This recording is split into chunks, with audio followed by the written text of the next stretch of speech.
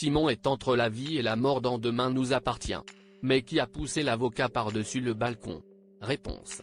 Attention, cet article contient de nombreux spoilers sur les prochains épisodes de Demain nous appartient. Si vous ne voulez rien savoir, ne lisez pas ce qui suit. La vie est décidément loin d'être un long fleuve tranquille dans Demain nous appartient. Il y a quelques jours, Simon Leclerc, Sofiane Francine, tombaient ainsi du premier étage du domicile Perrault. Grièvement blessé, l'avocat est aujourd'hui entre la vie et la mort. En charge de l'enquête, le commandant Constant, Franck Monsigny, cherche désormais à comprendre ce qui s'est réellement passé ce soir-là, puisque tout porte à croire que Simon a été poussé délibérément par-dessus le balcon. Des investigations qui promettent une fois encore de donner bien du fil à retordre à la police de cette au cours des prochains épisodes du feuilleton quotidien de TF1. Très rapidement, Maud, Sixtine Dutheil, et Camille, Elisa et Zédine, ont été soupçonnés d'avoir poussé l'avocat.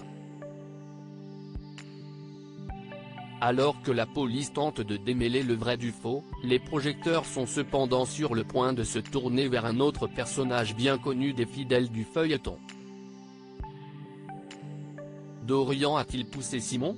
Dans l'épisode qui sera diffusé demain soir sur TF1, et qui est d'ores et déjà disponible sur la plateforme TF1+, Camille est sortie de garde à vue et se rend au chevet de Simon à l'hôpital. Très vite, la jeune femme remarque qu'Aaron, Stanley Copé, tient un médaillon entre les mains. Si elle pense qu'il s'agit de celui de Simon, Aaron va lui expliquer qu'ils ont tous les deux le même.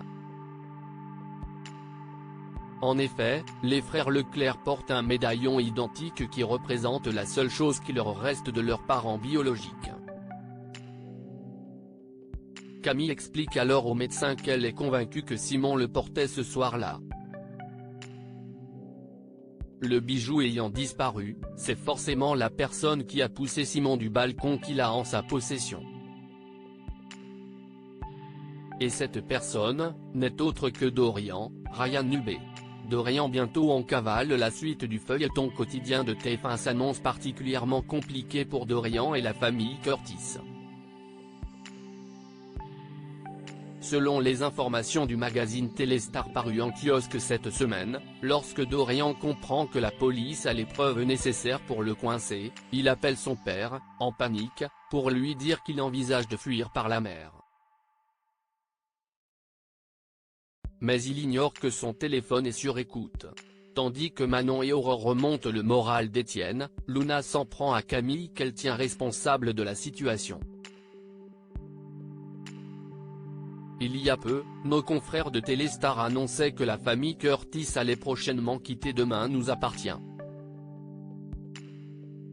Désormais, il est plus que probable qu'Étienne, Patrick Guérino, Bénédicte, Honorine Magnier, et Dorian disparaissent à la suite de cette cavale.